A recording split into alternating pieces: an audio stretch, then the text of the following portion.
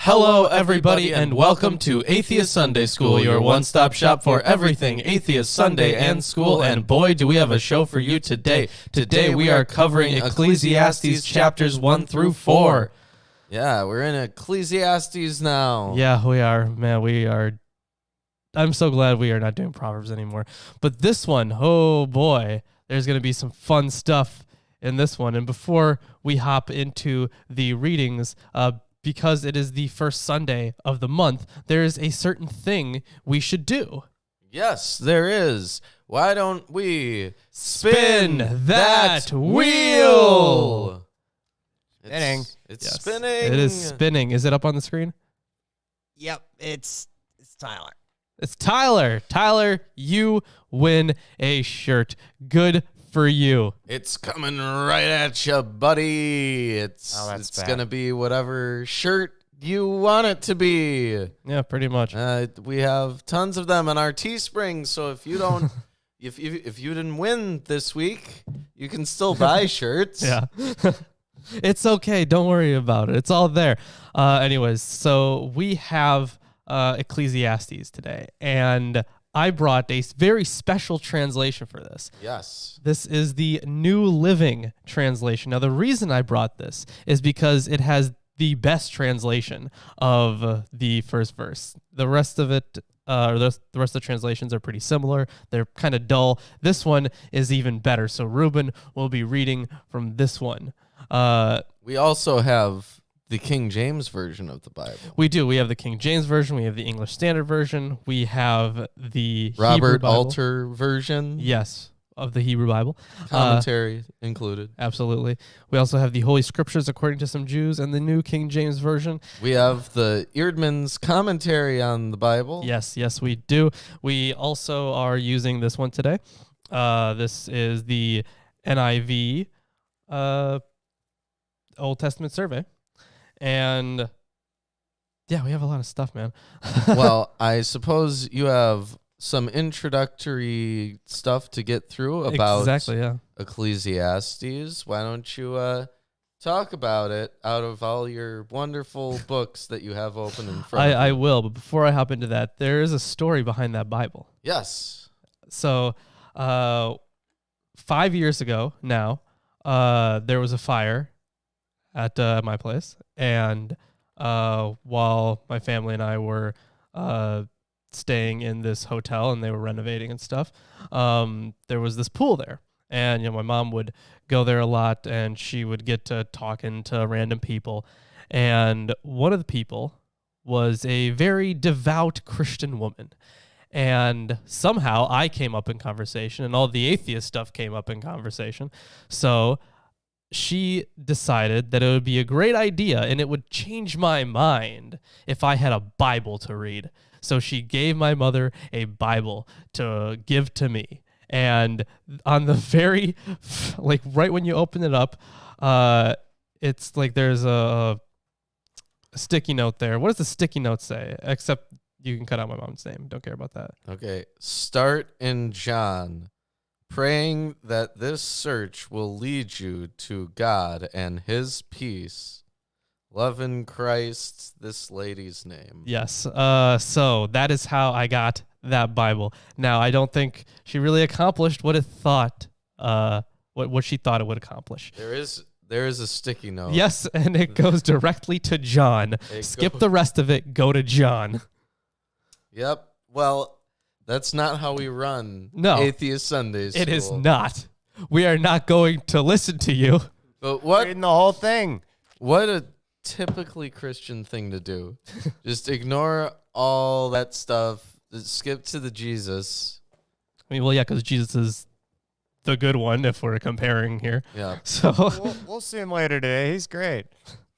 So that's the story behind that translation. It's a great translation. You're going to love it. This book is kind of nihilistic, honestly, like in a way.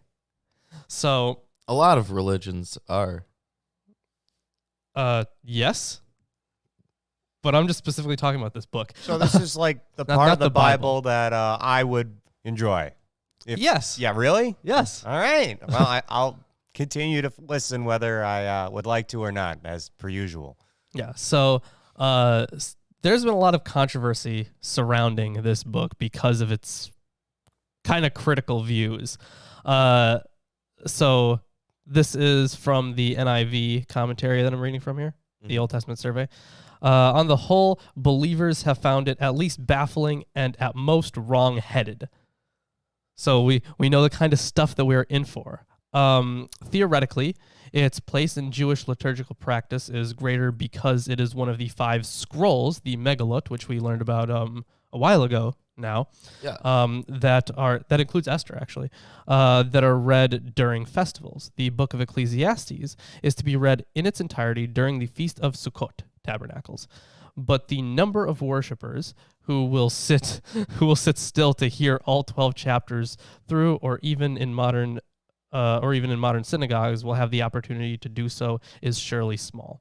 Time and time again, one is driven to admit the truth of what Ecclesiastes has to say, even though one might not want to hear it. Here is the most real of the realists of the sacred writers. Here is the Hebrew writer least comfortable with conventional wisdom and the most willing to challenge unexamined assumptions. Well, he sounds like an interesting fellow. Cool dude. And Yeah. his name is Ecclesiastes. No, that's not how it is. No, Okay. So, no, not at all. all right. So we know the writer of the book of Ecclesiastes, not by name, but by the title Kohelet. In 2 of its 7 occurrences in the book, that title, so in 2 of its 7 occurrences in the book, that title even appears in Hebrew with the definite article. Traditionally, this title has come over into English as the preacher.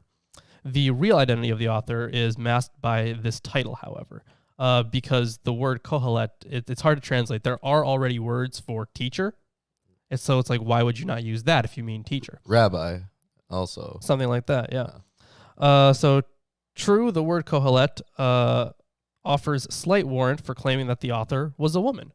So because of the word itself, it's feminine, I believe, and it might draw from, it contains the same root as the assembly, so or congregation.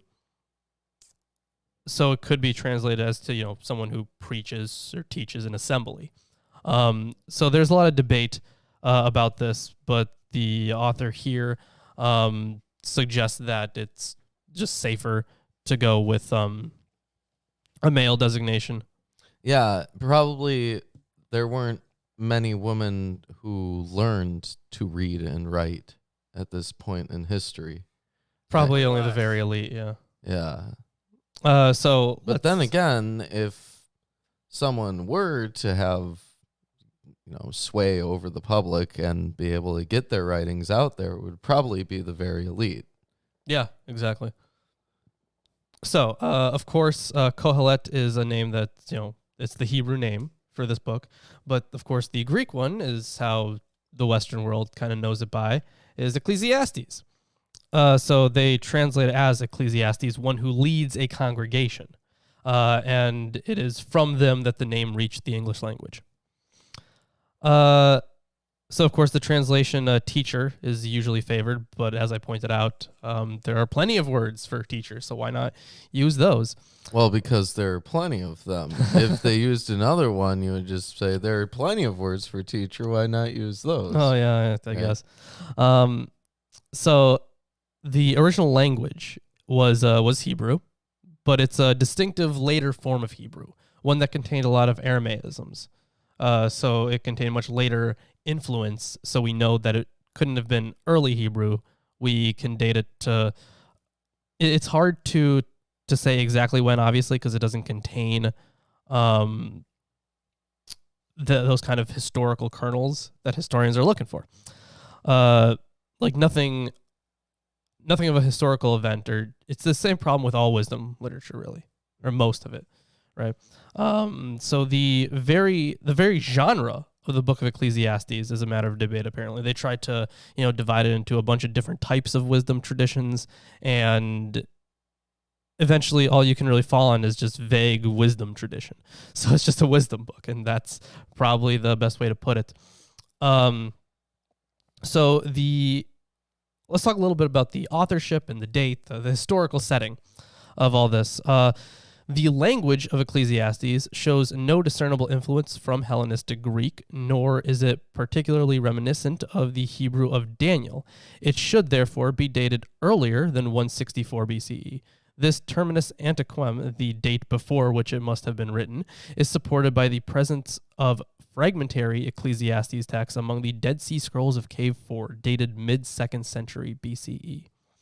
The book exhibits the philosophical spirit of the Hellenistic period to a degree more pronounced than any other book of the Hebrew canon, even though none of the teacher's ideas can be directly linked to Greek originals. So in the Dead Sea Scrolls, I don't know if you know off the top of your head, it says that they're fragmentary pieces of it. Yeah.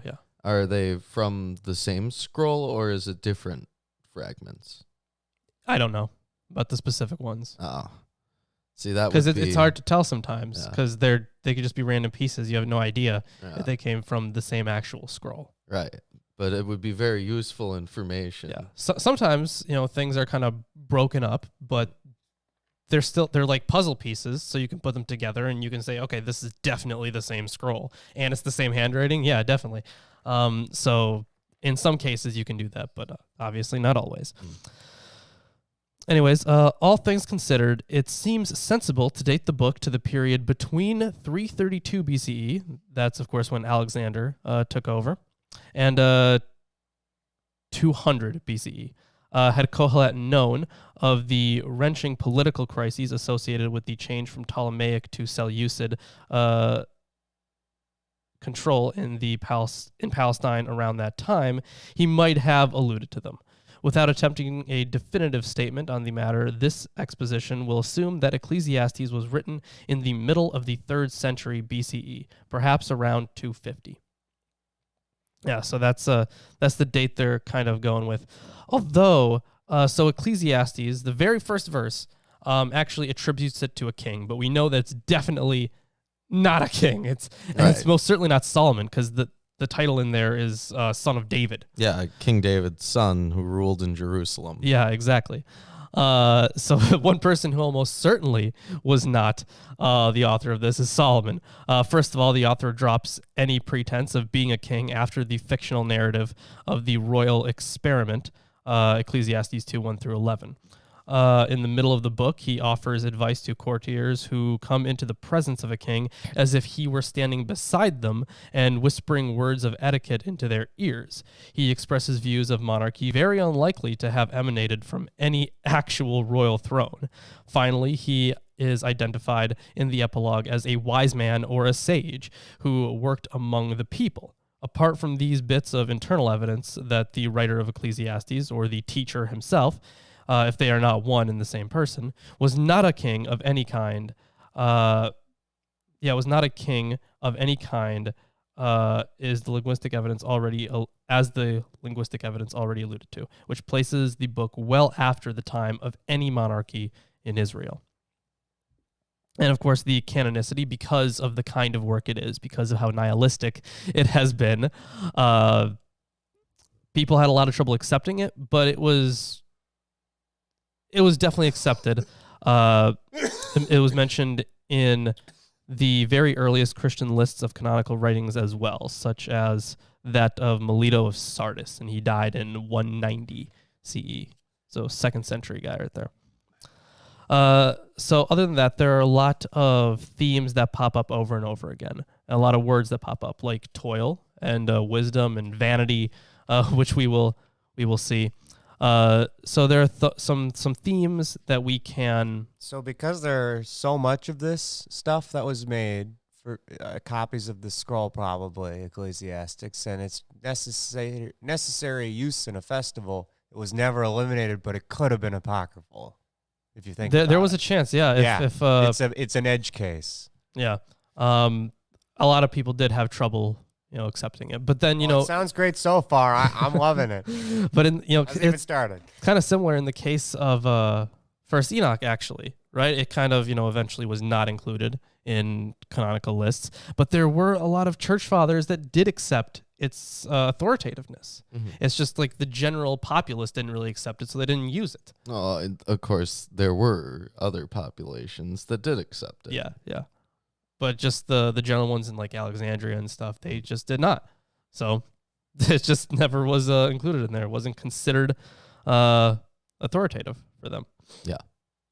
Anyways, so it would be wrong to talk about the theology of Ecclesiastes. Like, you could get some theology out of it, but it's not really about God. It's about, the kind of practical wisdom that we've been learning about from wisdom literature itself. So it's not a book about God, it's a book about ideas. That is why one speaks of its ideology in preference to its theology. Its ideas are about human survival in a world in which work is pain, overwork is foolish, pleasure soon pales in the face of death, and wisdom is unable to comprehend even the simplest sequences that would make possible real understanding of the world. Such a world is absurd, yet life in the face of the absurd did not create a Kohelet who, with desperate shouts of carpe diem, seize the day, merely snatches at a few sherds of superficial happiness, or lives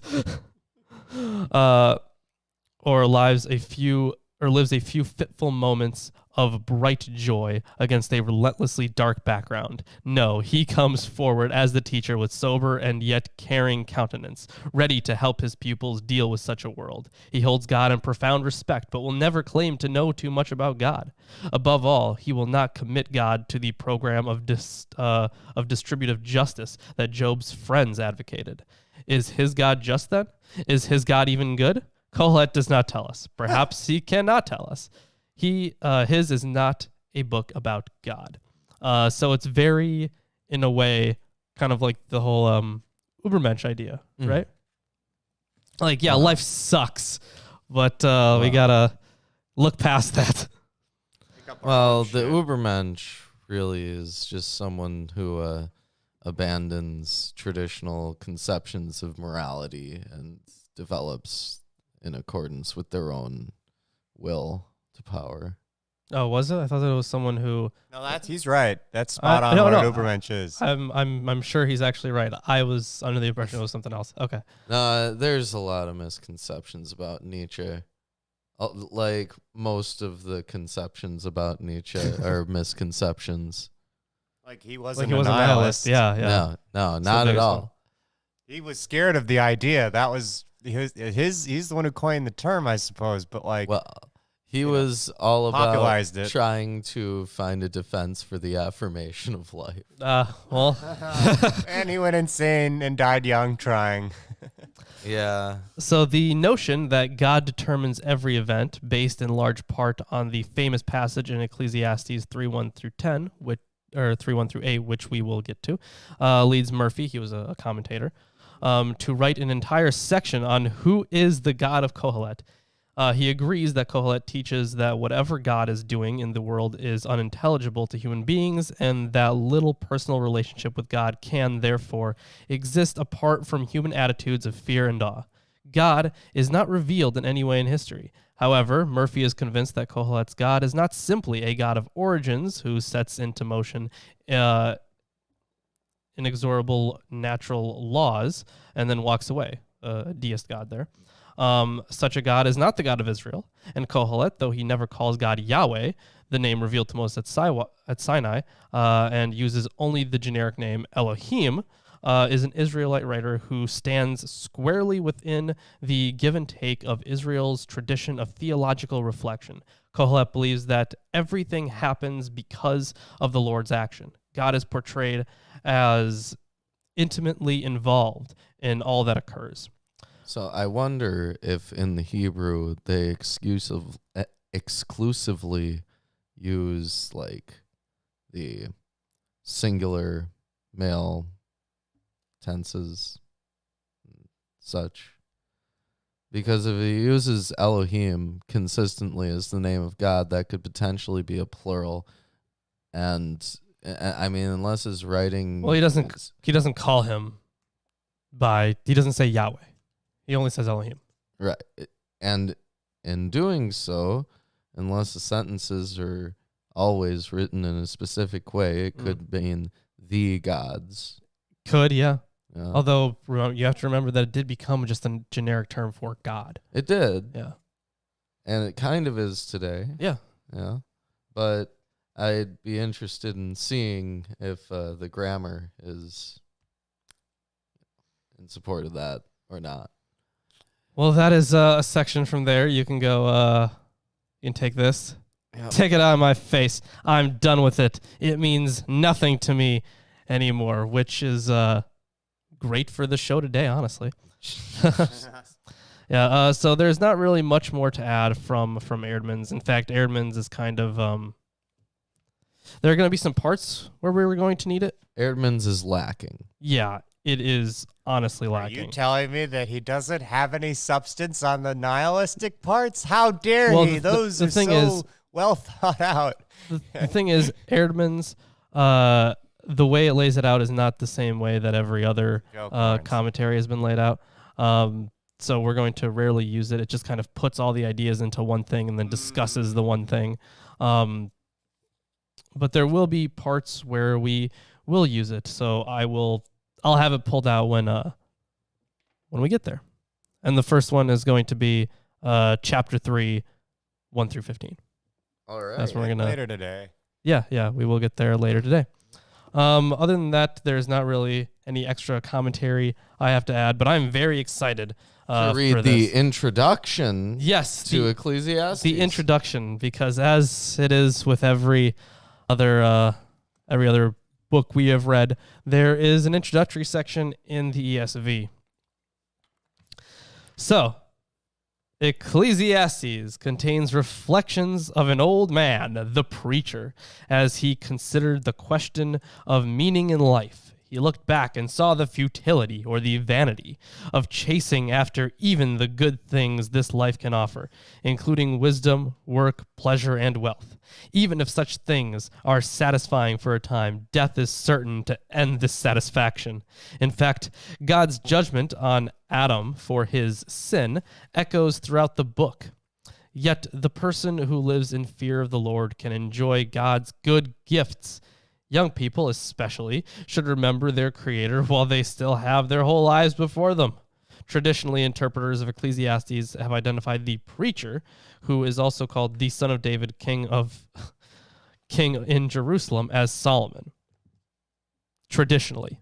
Yeah. Big quotes there. Well, Solomon is like the generic wisdom character, I guess. Well, they reference him every time. He is, yeah. I mean, that's why so many of the Proverbs were attributed to him, even though he most certainly didn't write those. Yeah, lots of stuff. And I forget which a book was in. I think it was in Erdman's. But they kind of used, these people who were pretty much the heads of the game as they attribute authorship of books to them, because that's who they were. They were all about this specific genre, this specific topic. So they just attribute works to them. All right.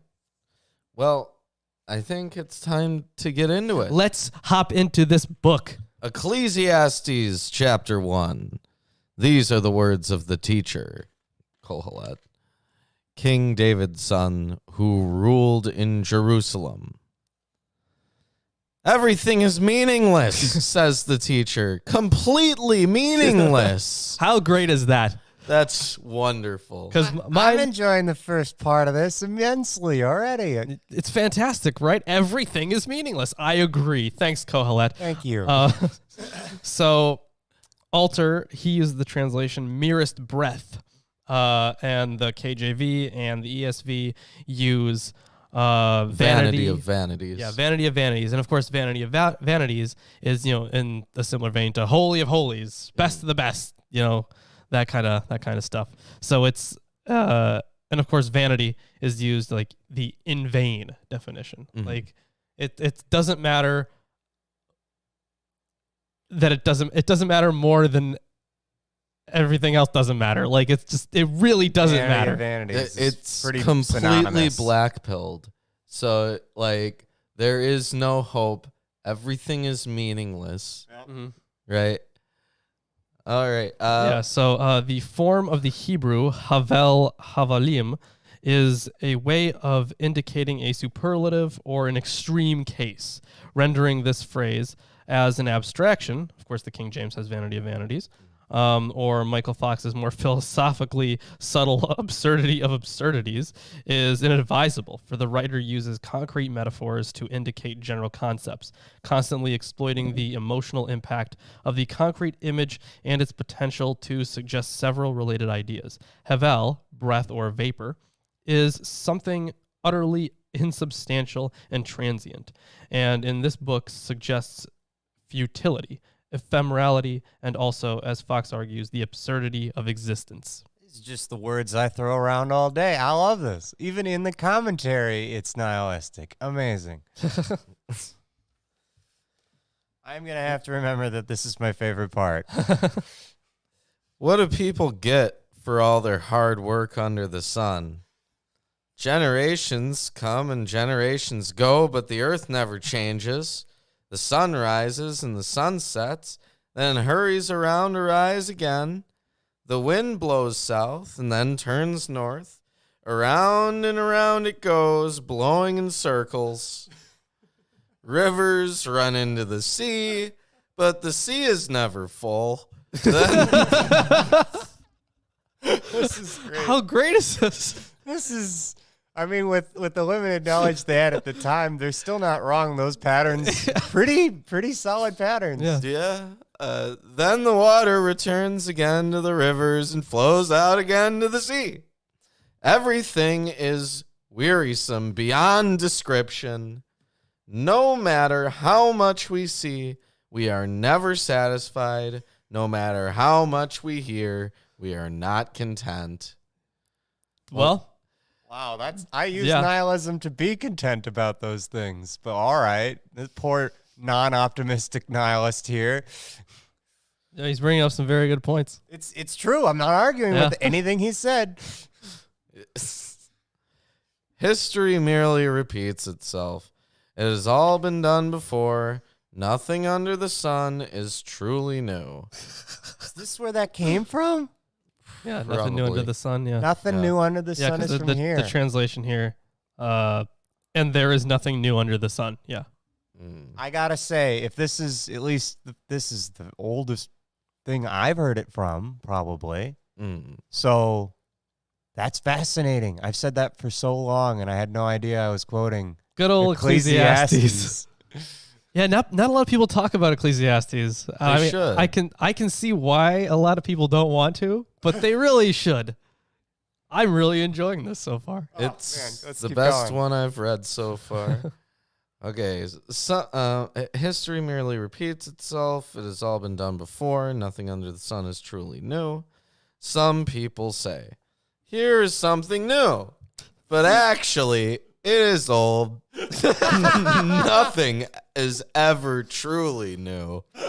We don't remember what happened in the past, and in future generations, no one will remember what we are doing now. And you know what? Alter brings up a very good point about this. This is a radical and deeply disturbing idea for the Hebrew imagination, which, because the whole not remembering the past thing, like that's a big issue, which on the evidence of many earlier texts sets such great store in leaving a remembrance and envisages the wiping out of remembrance as an ultimate curse, which, yeah, your name will be blotted out from the book of life. Like, straight up, that's a huge issue. So the fact that this guy is like, nope, we don't remember anything, that's great. Yeah, and honestly, you think about how far back you can go in history, it just gets harder and harder to find any evidence of specific people, Yeah. you know, name-wise, what they did wise, other than what their skeletal remain has. Yeah, pretty and much, the if they thing is have that there are some people where we can, because of like the way King's lists are set up, there are certain people we can go like, yeah, they existed. We don't know anything about them. The only thing we know about them is that they died. Well, Like- what do you even know about your own great-great-grandparents? More than I'd like, unfortunately. Thank you, genealogy. Besides you, I don't. Chris. Yeah, because Mr. Son of a genealogist over there. Yeah, I don't know jack shit about them, but my great great grandparents. Yeah, exactly. I know a little bit about my great grandparents, but nope, not my great I don't think great they were that grandparents. great. Yeah. Probably not. No. All right.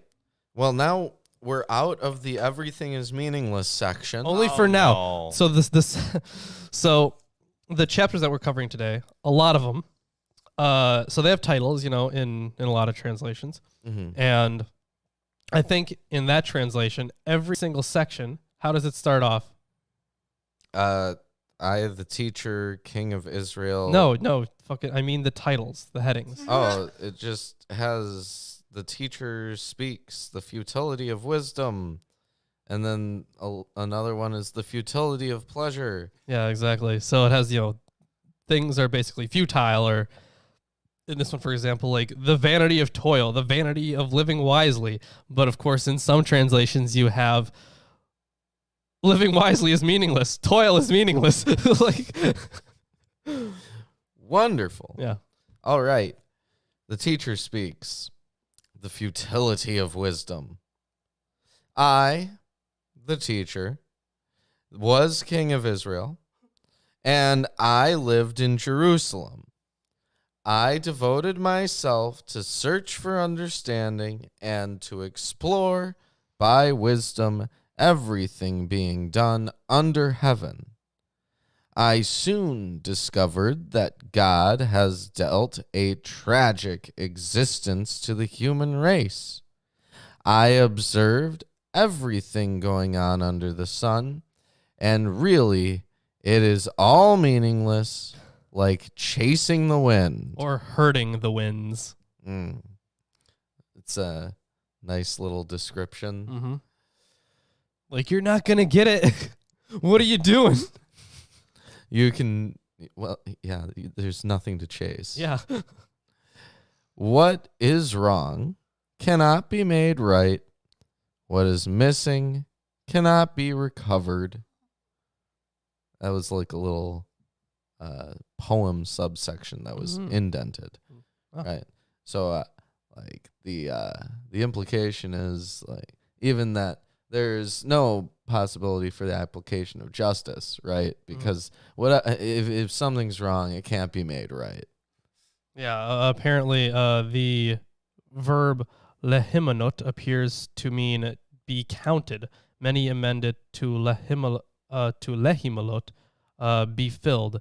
In any case, this verse adds to the concept of repetition the notion that events are irreversible and mishaps irreparable.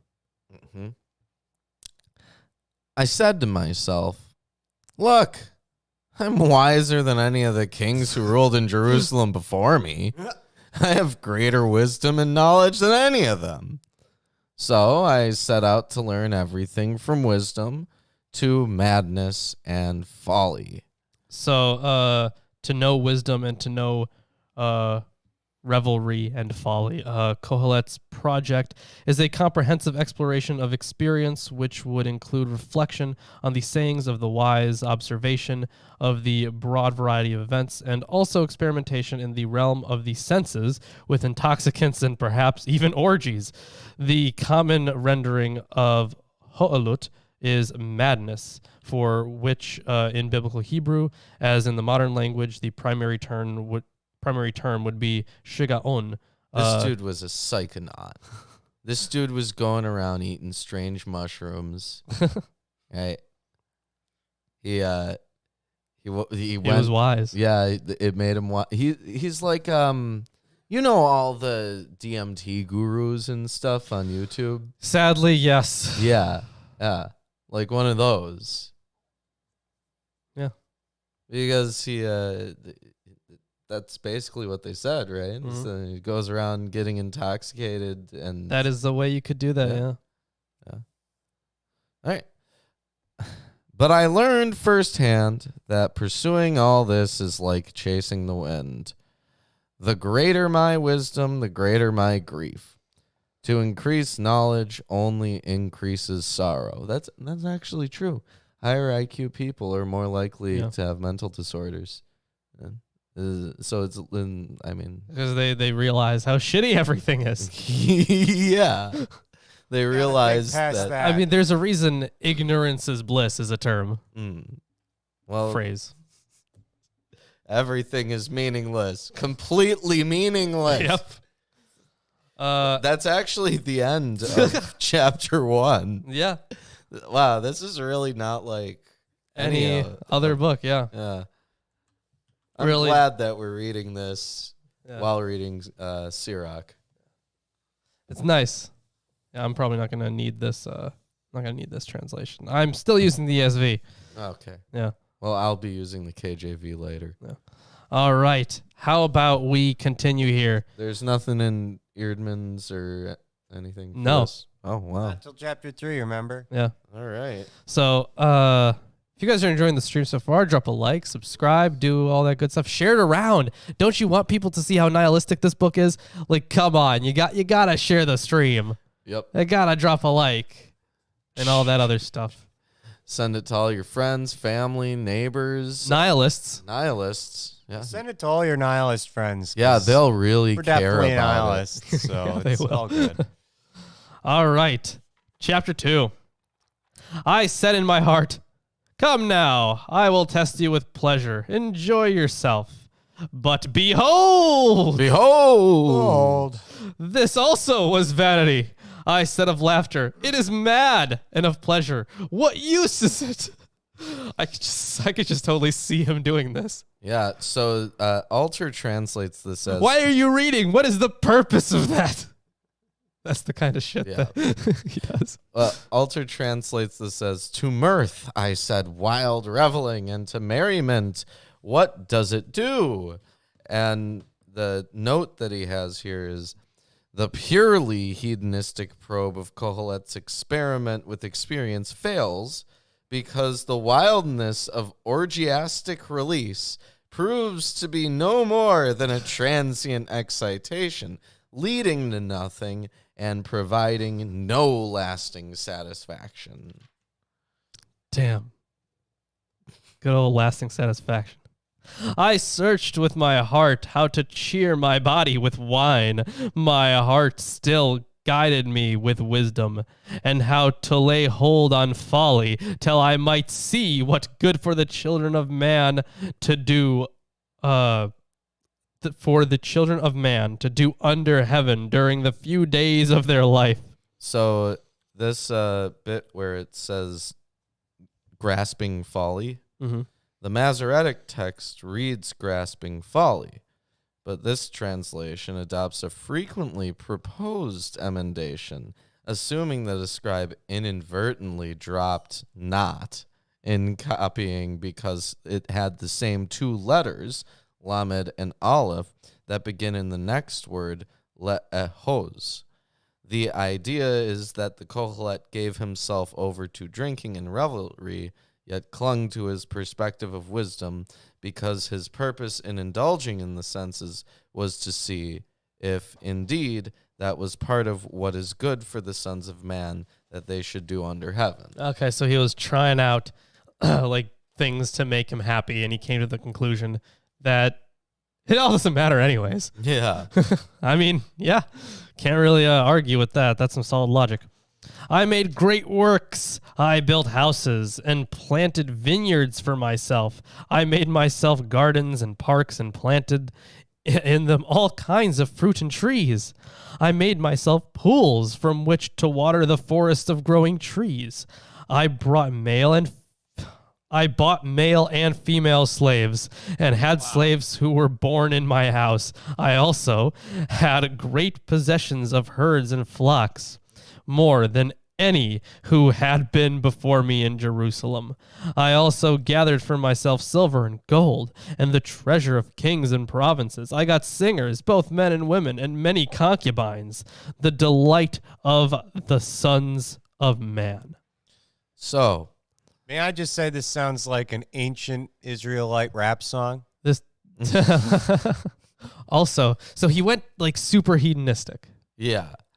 And It says this fiction, of course, strongly resembles or invokes the story of Solomon, Yeah, lots of concubines, lots of silver and gold. Yeah, it was very shiny all over Jerusalem at that time. Yeah. It was an insult to bring silver, actually. Fuck your silver. Yeah, who needs that? Not good enough. So I became great and surpassed all who were before me in Jerusalem. All my wisdom remained with me, and whatever my eyes desired, I did not keep from them. I kept my heart from no pleasure. For my heart found pleasure in all my toil, and this was my reward for all my toil. Then I considered all that my hands had done, and the toil I had expended in doing it. And behold! All was vanity and a striving after wind, and there was nothing to be gained under the sun. So once again, did all this work, felt good for a while, and then he kind of reconsidered, and he's like, it's really not worth it. Yeah. So this next section is titled "The Vanity of Living Wisely." All right. So I turned to consider wisdom and madness and folly. For what can the man do who comes after the king? Only what has already been done. Then I saw that there is more gain in wisdom than in folly, as there is more gain in light than in darkness. The wise person has his eyes in his head. Yeah, but the fool walks in darkness. And yet I perceived that the same event happens to all of them.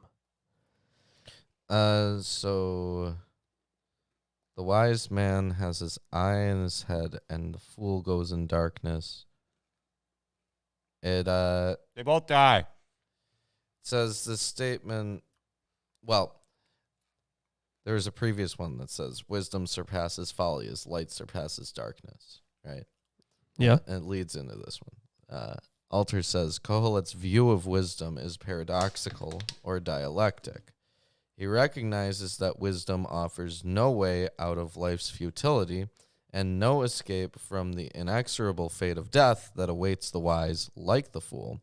But wisdom nevertheless provides what one might describe as a privilege or clarified consciousness. It is far better to live disabused of all illusions, like Kohelet himself, than to live a deluded life like the fool. The statement about the wise man having his eyes in his head is clearly cast in the form of a proverb, akin to what one finds in the book of Proverbs. It cuts two ways. On the one hand, it continues the idea expressed in the previous verse. On the other hand, it may well be a traditional proverb that, as Robert Gordis has argued, Kohelet means to subject to critique. What follows in the second half of this verse and in the next two verses certainly looks like a challenge to this bit of proverbial wisdom. Great, so how about we continue? Yeah. Then I said in my heart, what happens to the fool will happen to me also. Why then have I been so very wise? And I said in my heart that this also is vanity. For of the wise as of the fool, there is no enduring remembrance, seeing that in the days to come all will have been long forgotten. How the wise dies just like the fool.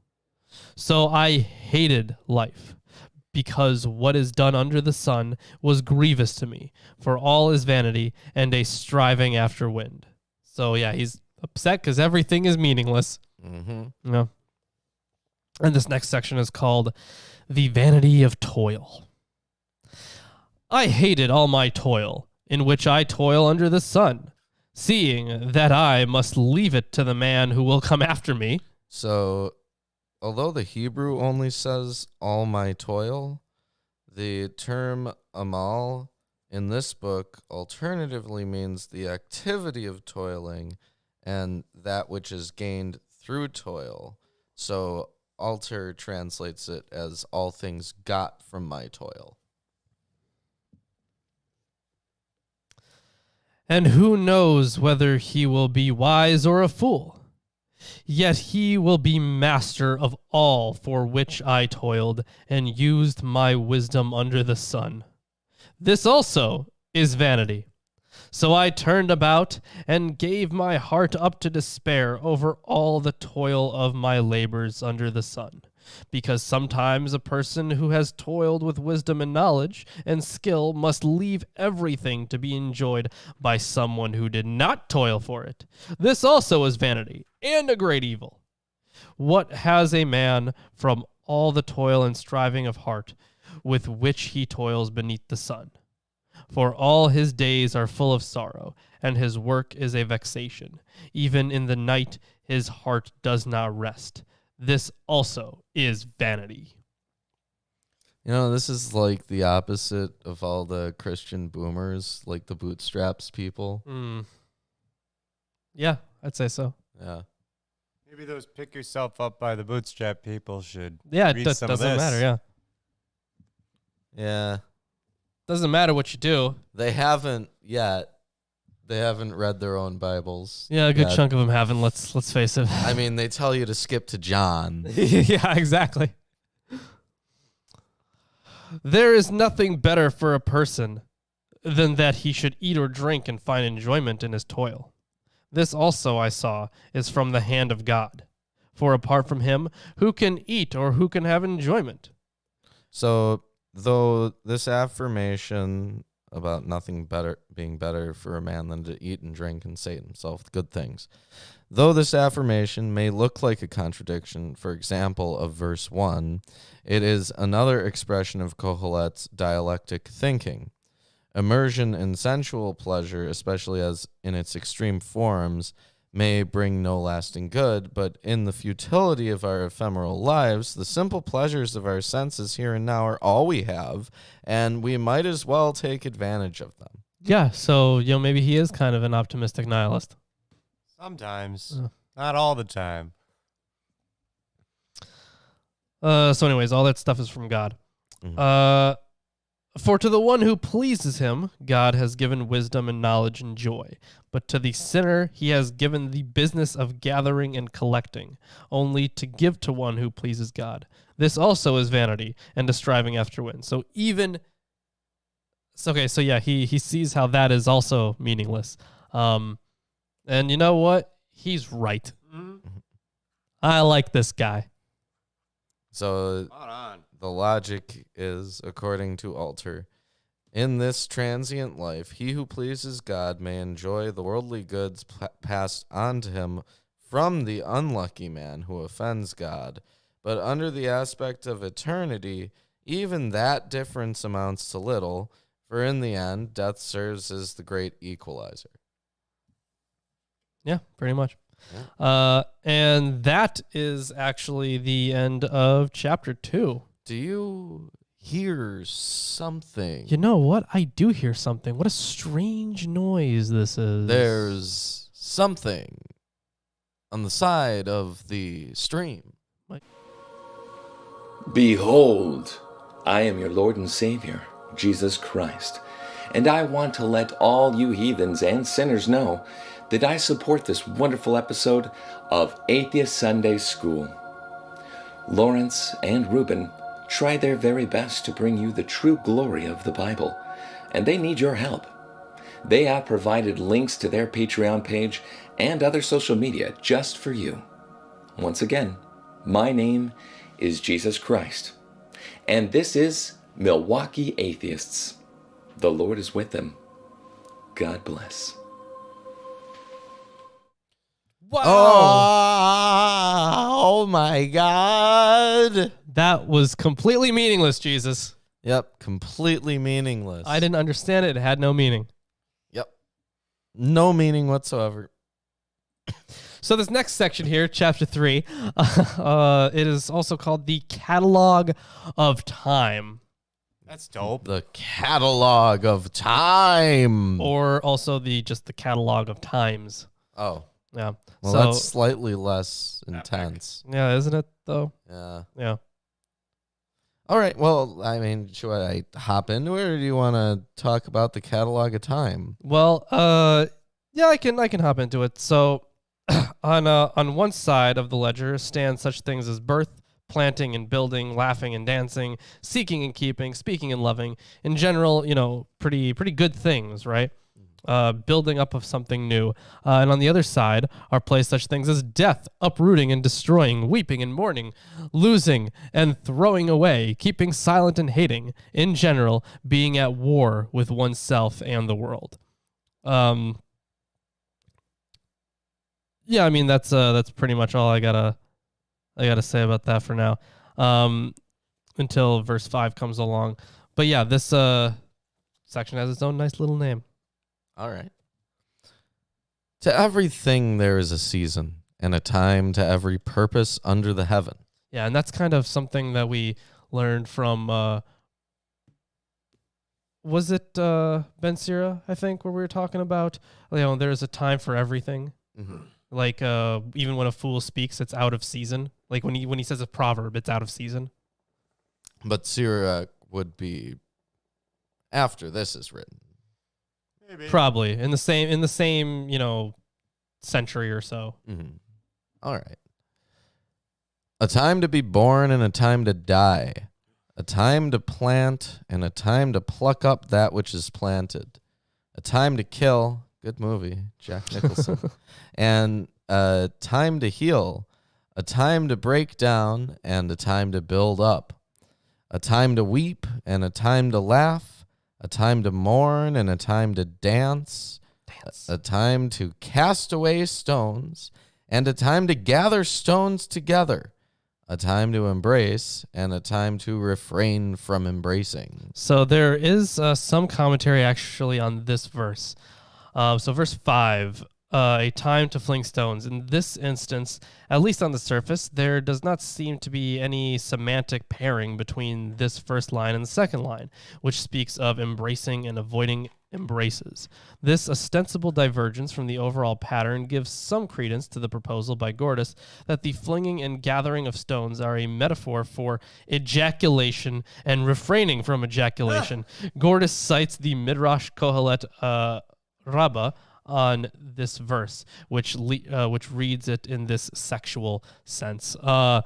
And then here's some commentary from Erdman's. So every other verse is pretty easy to understand, right? Yeah, to the point where I felt like there was a song that used every other verse. It's a pretty famous song, maybe. Oh, sure. Okay. Yeah. I don't know what it's called, but That's a really interesting apologetic there, because it sounds to me like gathering stones for the purpose of stoning. I thought they were going to skip rocks. I'm so innocent. Yes, absolutely. Chris is innocent, everybody. So only verse 5 remains as something of a puzzle, but if the ancient rabbinic interpretation, recorded in Midrash Kohelet, is accepted that scattering stones is used symbolically of sexual intercourse and gathering stones of abstinence, then the first half of this verse is eminently connectable with the second half of the verse concerning embracing and refraining from embracing, and thus is seen to contain the same internal pattern as all the other verses in the catalog. Great. Yep. A time to get and a time to lose. A time to keep and a time to cast away. A time to rend and a time to sow. A time to keep silence and a time to speak. A time to love, a time to hate. A time of war and a time of peace. What profit hath he that worketh in that wherein he laboreth? Well, that was a sudden change of pace. Yeah, exactly here. So, what gain is there for him who does in what he toils? Thank you, poor critter, for that song name. Yeah, that's what it's called. Turn, turn, turn. This verse, taken together with what follows, may spell out the philosophic point of the catalog of times. The contradictory events of human life, both good and bad, are beyond man's control. At one moment he will be called upon to laugh, at another to weep, but he can scarcely hope to derive any gain from this altering pattern, not determined by him. Fair enough? Yeah. I mean, yeah. So just kind of to end off that catalog of times. All right. That it's all meaningless. It's all fucking meaningless. Yep. Determinism. You have no free will. Suffer. You're bound to suffer. There's time for exactly. that. Right? I have seen the travail which God hath given to the sons of men to be exercised in it. He hath made everything beautiful in his time. Also, he hath set the world in their heart, so that no man can find out the work that God maketh from the beginning to the end. So there's actually a little bit of difference here. Yours has the world, right? Mm-hmm. What is being put into their heart? In verse 11, Yeah. he has set the world in their heart. Yeah. Mm-hmm. Ultra's translation is eternity. Eternity too, he has put in their heart, without man's grasping at all what it is God has done from beginning to end. So the Hebrew olam means eternity in the biblical language, though some interpreters argue that here it has the sense of world that it carries in the rabbinic Hebrew. That is, God has planted in the human heart the love of the world. It seems more likely that the intended meaning is man is conscious of the idea of eternity, Kohelet as philosopher surely is, but that is the source of further frustration, for he is incapable of grasping what it is God has done from beginning to end. Other interpreters reverse the second and third consonants of olam to yield amal, toil. Of course they do. So here's some further note here on what that even means. Mm-hmm. So human beings have eternity in their hearts. Their creator has made them thinking beings, and so they want to know how everything fits together, to see things in their full context, to pass beyond their fragmentary knowledge, and to discern the fuller meaning of the whole pattern. But the creator will not let the creature be his equal. Of course, the whole tree of knowledge thing. Mm-hmm. And the tree of life as well, doesn't want to be equal with them. But the creator will, not let his creature be equal, as surely as he has put eternity into the human heart, a consciousness that there is more than the immediate time of this or that. Your brain can't contain all of the information about how everything works. Right, exactly. It can't. Although we kind of, if you're a person with a lot of curiosity, you kind of do want to know that stuff, though. Yeah, and you have functional access to some things. Yeah. And if you spend all your time doing it like me, you'll realize it's still pretty pointless. He is the smartest person ever. We should listen to Chris. Oh, thanks. Why do you always say that? That's the most annoying thing.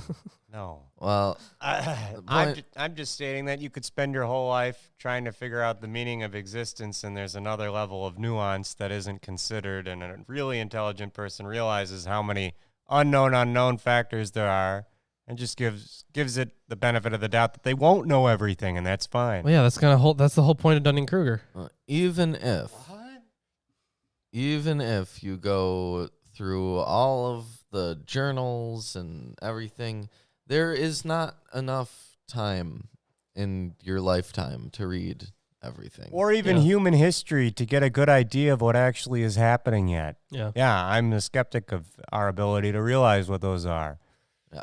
We don't have enough data to make absolute judgments, but we also absolutely not. We also have too much data for any individual person to know every single point of data that we already have. Yeah. So sucks. Anyways, let's continue. Yeah. What's the point? I know that there is no good in them, but for a man to rejoice and to do good in his life, and also that every man should eat and drink and enjoy the good of all his labor. It is the gift of God. I know that whatsoever God doeth, it shall be forever. Nothing can be put to it, nor anything taken from it. And God doeth it that men should fear before him. That which hath been is now, and that which is to be hath already been. And God requireth that which is past. Well, that's an interesting Yeah. So is that verse 15? Yeah. Verse 15. That's an interesting ontology. Yeah. So Everything which has existed currently does exist, and everything that will exist is also something that has existed, which means that it currently exists. All and possibilities are true, including the possibility that no possibilities are true. That's not what the text is saying. So that which was already has been, and what is to be already has been, and God seeks out the pursued. So this is what the Hebrew literally says. God seeks out the pursued, but no one has been able to make good sense of it. If the pursued is equivalent in meaning to him who is sought, the meaning of the clause might be coordinate with what is to be already has been, but the verse remains doubtful.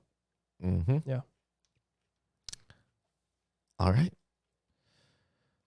And moreover, I saw under the sun the place of judgment, that wickedness was there, and the place of righteousness, that iniquity was there. I said in mine heart, God shall judge the righteous and the wicked, for there is a time there for every purpose and for every work.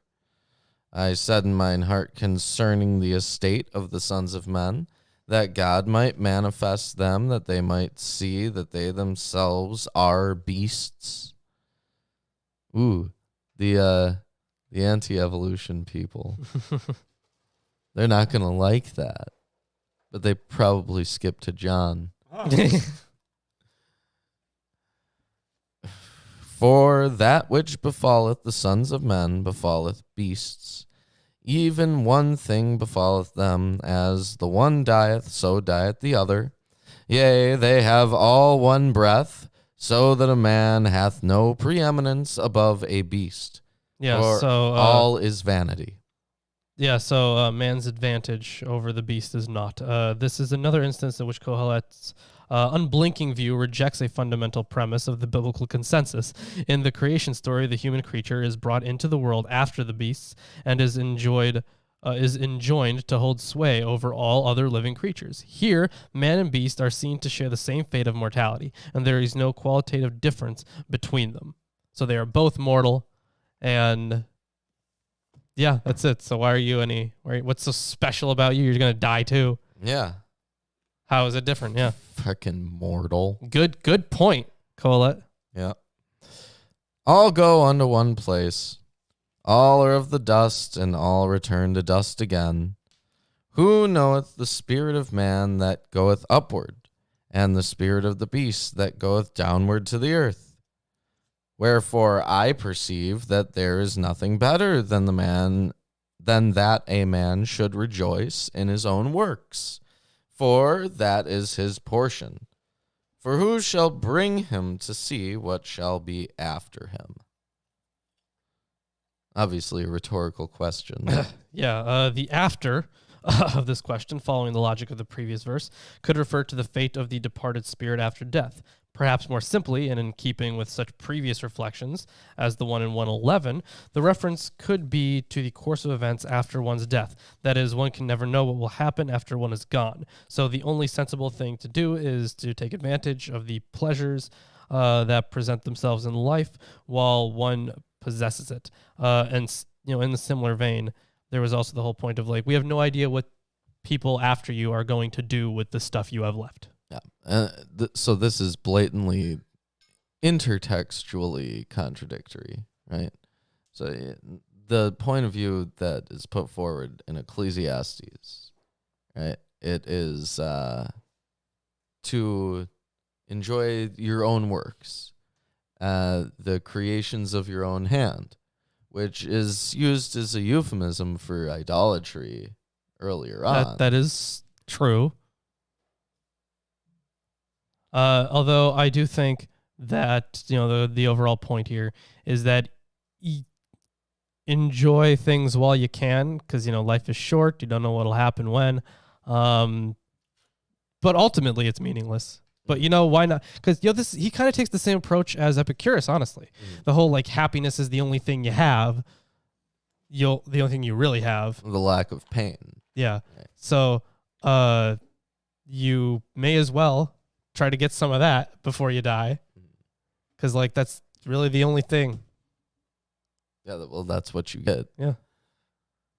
Yeah. Unfortunately, there's a lot more Ecclesiastes than surviving remnants of what Epicurus thought. Yep.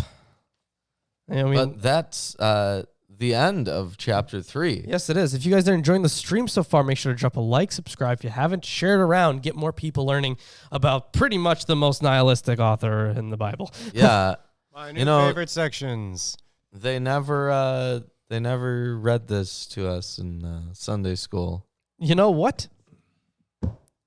We're reading it now, Yeah. and we are teaching you, the people, about Kohelet. Yep. Kohelet. His shit needs to be known, man. Ecclesiastes. Not to be confused with Ecclesiasticus, the one that we did on Friday. We're And are still doing Still for doing, a while. still doing. Yep. Ben Sira, more wisdom stuff. All right, chapter 4.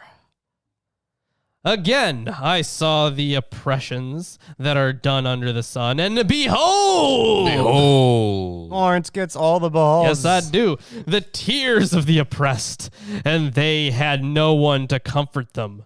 On the side of their oppressors, there was power, and there was no one to comfort them. And I thought the dead who are already dead. Wait, hold on. This is so weird.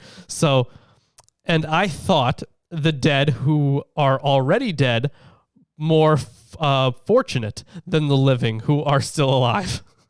Yeah. What a great list of tautology. Phrasing. The seeming redundancy of the wording is a piece with Kohelet's pointed stylistic use of emphatic repetition. Mm-hmm. I mean, I definitely get the repetitious part, yeah. Yeah, I like get when the he's emphasis. like, life is meaningless, completely meaningless. A time for this, a time for that, yeah. Yeah. But better than both is he who has not yet been and has not seen the evil deeds that are done under the sun. This was in Job 3, Yeah. where Job wished to have never been born because it would be better. Not to be born, yeah. God's evil. Then I saw that all toil and all skill in work come from a man's envy of his neighbor. This also is vanity and a striving after wind. So it's completely, like, the thing is, you're only trying to one-up other people when you do impressive things. So, That's why you should never try to impress anyone. yep. Mm. The fool folds his hands and eats his own flesh. This is a traditional sounding proverb of the sort that one finds in the book of Proverbs, enjoining against indolence. The eating of one's own flesh is, of course, a metaphor for causing devastating harm to oneself. Yeah, and they are, once again, their own worst enemy. Or they literally eat Yeah, their themselves, yeah. head. Better is a handful of quietness than 2 hands full of toil and a striving after wind. Again, I saw vanity under the sun, one person who has no other, either son or brother, yet there is no end to all his toil, and his eyes are never satisfied with riches, so that he never asks, for whom am I toiling and depriving myself of pleasure? This also is vanity, and an unhappy business. 2 are better than 1, because they have a good reward for their toil. So there's a X is better than Y phrase that pops up. Yeah, it's very simple, but we did get that a lot in Proverbs too. Mhm. It's a wisdom Yep. thing. Good old wisdom stuff. For if they fall, one will lift up his fellow. But woe to him who is alone when he falls and has not another to lift him up. Again, if 2 lie together, they keep warm. But how can one keep warm alone? And though a man might prevail against one who is alone, 2 will withstand him. A threefold cord is not quickly broken. And the triple cord will not quickly be snapped. The whole sequence on the advantages of having a friend takes the proverb form of a succession of numbers, 1, 2, 3. The triple chord, as many scholars have observed, is a citation from the Gilgamesh epic, or of a saying in general circulation that is quoted in Gilgamesh.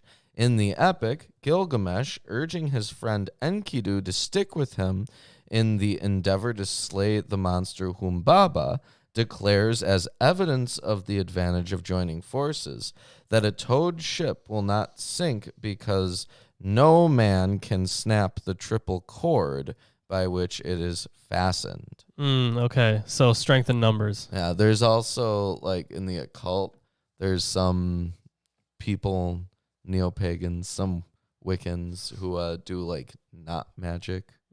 Right, where they like chant something with each knot, and then they like throw the knot into a fire, something. So it happens. I've seen it. Better was a poor and wise youth than an old and foolish king who no longer knew how to take advice. For he went from prison to the throne, though in his own kingdom he had been born poor. Many futile attempts have been made to anchor this exemplary tale in the succession of 2 or more particular historical monarchs, but it seems more sensible to understand it as another illustrative instance of the pattern of futility from one generation to the next. In this case, in regard to the exercise of power, some of the details remain obscure. But the following narrative outline is likely. A clever boy, a young man, is preferable to a doddering old king, perhaps senile, not able to look out for his own interests. The boy, once in prison, perhaps for debt, and powerless, somehow manages to get out and assume the throne. He is, in turn, is succeeded by a third figure like himself. In this chain of succession, no one gets lasting benefit from the exercise of power. I saw all the living who move about under the sun, along with that youth who was to stand in the king's place. There was no end of all the people, all of whom he led. Yet those who come later will not rejoice in him. Surely this also is vanity and a striving after wind. So yeah, no one's going to rejoice you after you're dead. They're rejoicing somebody else if you're just a king. What's the meaning in that? Yeah. Your kingliness goes away when you die. This predates martyrs. Just be another king. Seriously, predates martyrdom and saintdom here, for sure. Because apparently people place way more meaning on the deaths of those people usually than their lives. Yeah. It's kind of the important part about martyrs is how they died. Yeah, that's what makes them martyrs. Yeah. That's honestly the end of chapter 4. Yep. So that's a lot of nihilistic stuff, and I love it. Looking forward to next Sunday. I'm telling you, episode 150, folks. We're going to do it. Yep. Yeah, episode 150. Almost 3 years. Yeah, how crazy is that, huh? Just a little. Just a little crazy. Oh, man. Like, you had to do something with your time, right? I guess. I suppose. Do you want to do the rest of Kohelet? No, we don't. No, we don't. For 150. We're not going to do that. That's too much. That's quite a bit. That's quite a bit. Yeah. But if you enjoyed the stream today, we have a Patreon. We have an Amazon wish list with books that can be on this table. Yeah, and you know what? All the links are, in fact, in the description. For Patreon, somebody just won a shirt today. Yeah. So if you're a $10 that wheel again. Yeah, if you are a $10 patron or more, you could be on this right here wheel, and you have the chance to win a shirt. Yep. And you also get the other stuff. You get books we publish. You get video scripts for $1. That's $1 a month. You get all of our video scripts. How amazing is that? And if you are $50 a month, you can be on one of our weekly shows once a month. Yeah. Of course, limited spots available for that one. Yeah. But either way, all is on there for the Patreon, and of course, as you were pointing out, the Amazon wish list has a lot of great books. If you want to help us with this table and these commentaries, and books that we can read and then make videos about, that stuff too is awesome. You're investing in your own entertainment. Let's see what else we got. We got a Teespring that you mentioned earlier in the show. Yeah, wacky and fun T-shirts up there for you to check out and get if you want. We have a Gmail. We have a Facebook and Twitter. Those things also exist. So Twitter at MKE Atheists and Facebook Milwaukee Atheists. So we post stuff there sometimes. You can at him. Yeah, you can at me. How crazy is that? It's pretty normal. Yep. On Twitter, at least. Yep. At me in real life. At me IRL. Yeah. Say that to my face. Tweet her. So thanks everyone for joining us, and I think that's all the shilling we got to do, right? I think it is. Yeah, that's There's some everything. donation drives. One of them donation. we're gonna drive. do. We That's promise. Alchemy's right. coming eventually, and of course our new drive, the e-reader or e-meter E-meter Thetan. Thetan tester Yeah. from Yep, the Scientology. Scientologists. Yep. So once we hit $666, we'll be doing that. Yes, we will. Take it Yeah. apart. Lawrence won't be clear. The end. Probably won't be. That's it. And until we get, I guess you have something. It's really not great looking, but it's there anyways. So we will see you on Friday. This is horrible. Please make a new one. This is really bad. Get your pets